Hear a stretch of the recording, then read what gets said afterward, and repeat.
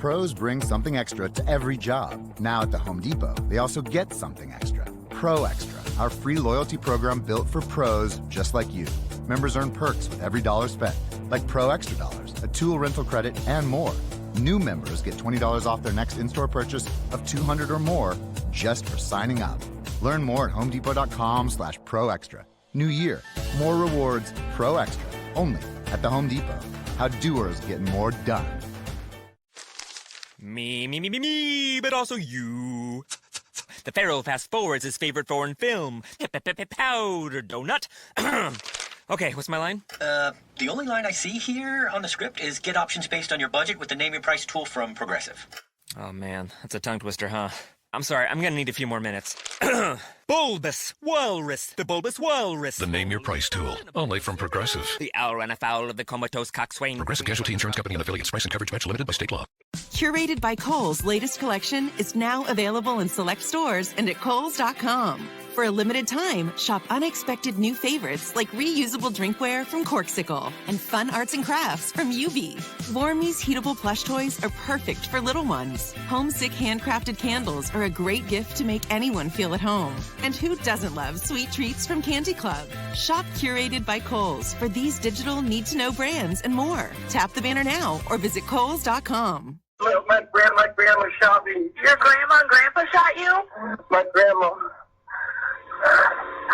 I'm gonna die. Help. 10-Minute Murder contains depictions of actual crimes. What you are about to hear is real and violent in nature. Discretion is advised. This is 10-Minute Murder.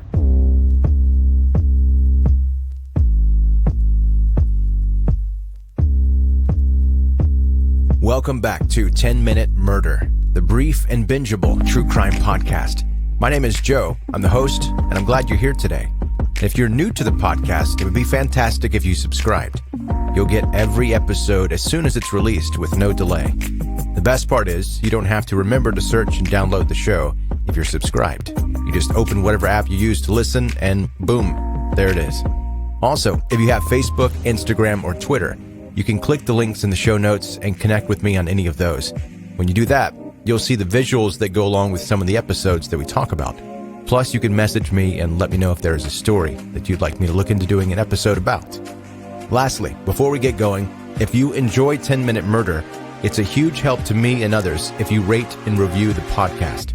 A 5-star review helps others find the show. Now, let's get to today's story.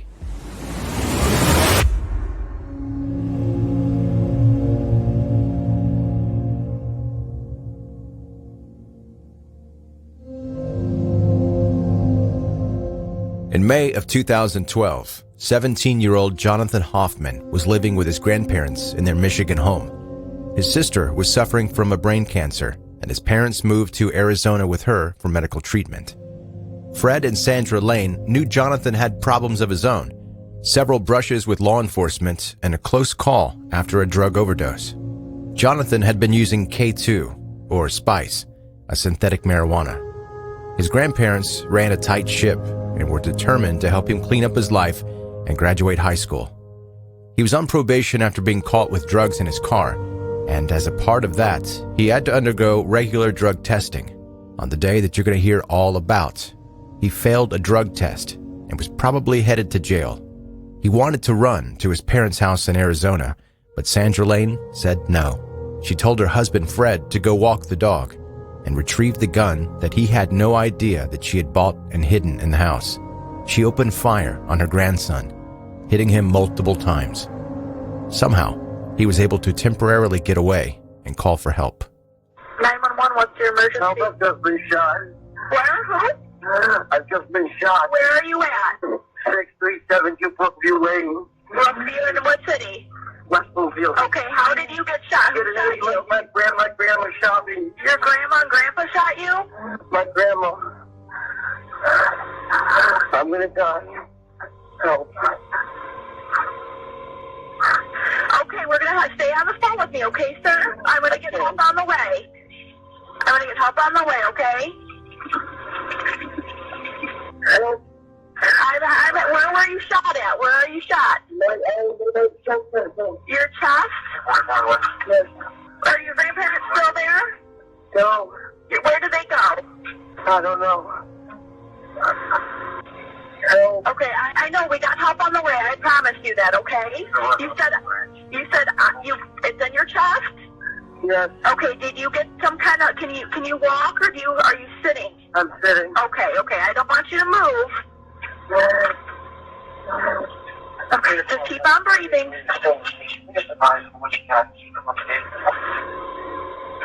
Okay. And it just happened? Are you there? Keep talking to me. Keep talking to me. Are you there? No. Can you keep talking? You can't keep talking to me?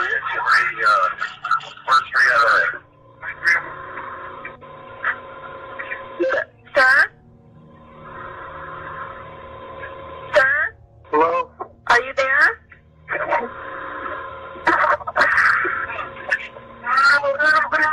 I got shot again. Help. You got shot again? Are they still there? Still there? Yes. Please help. Help. No.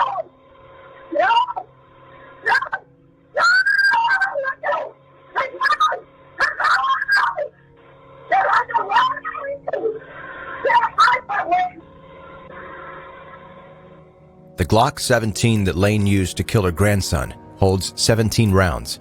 If you chamber a round, slide out the magazine, and add another to that magazine, it'll hold 18 rounds. She fired 10 times in her home that day. 8 rounds remained in the gun. So she either used the technique I just described to add one more, which she wasn't trained to do, or she reloaded at some point.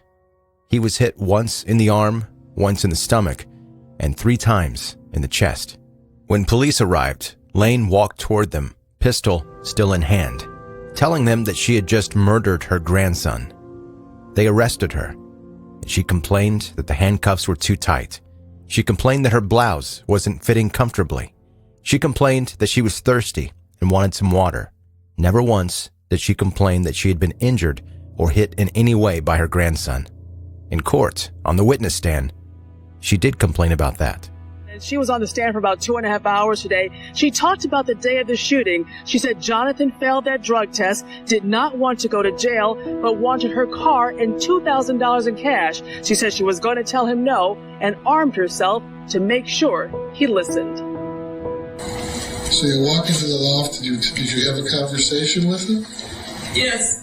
What kind of conversation? It wasn't a conversation. It was arguing.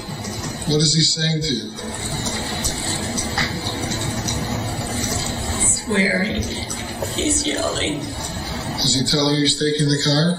Yes. And you can't stop him.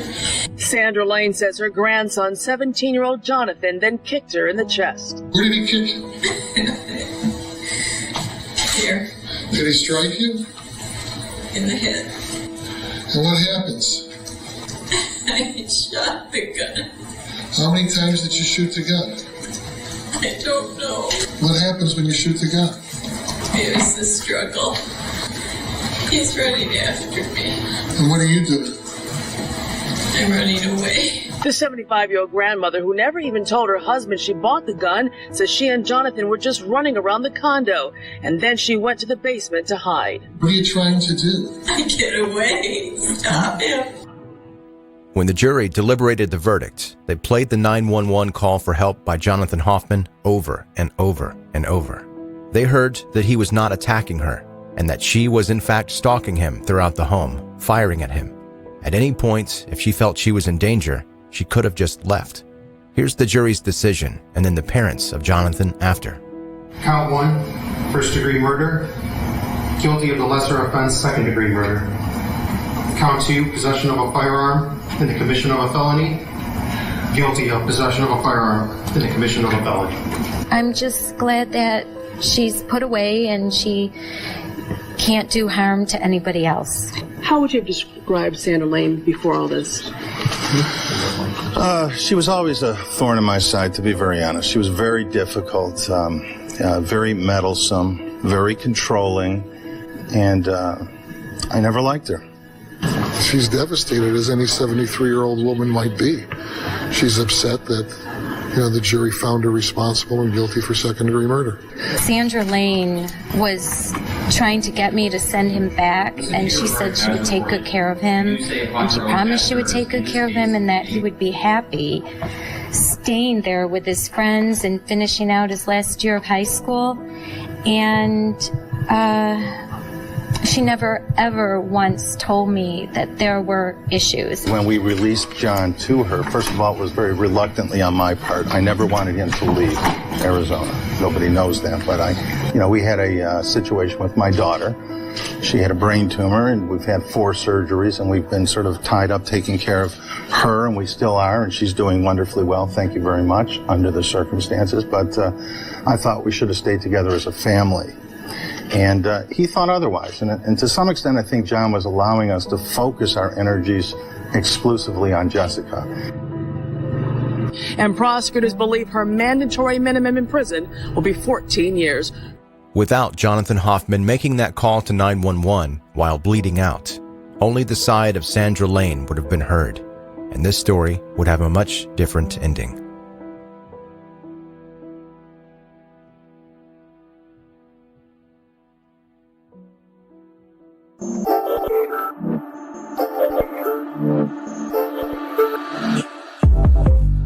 That's today's 10-Minute Murder, the brief and bingeable true crime podcast.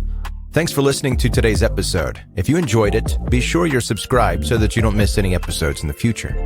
Rate and review, especially if you listen on Apple Podcasts. A 5-star review helps 10-Minute Murder out a ton. As a matter of fact, the show is this close to 100 total reviews. So let's try to push past that this week, if you don't mind. Instagram, Twitter, and Facebook. If we aren't connected, let's fix that when you get a chance. I post and let you know when new episodes are available, along with any visuals that go along with the episodes. Sometimes it's interesting to see what some of these weirdos look like. Thank you for listening to 10-Minute Murder. Have a good night.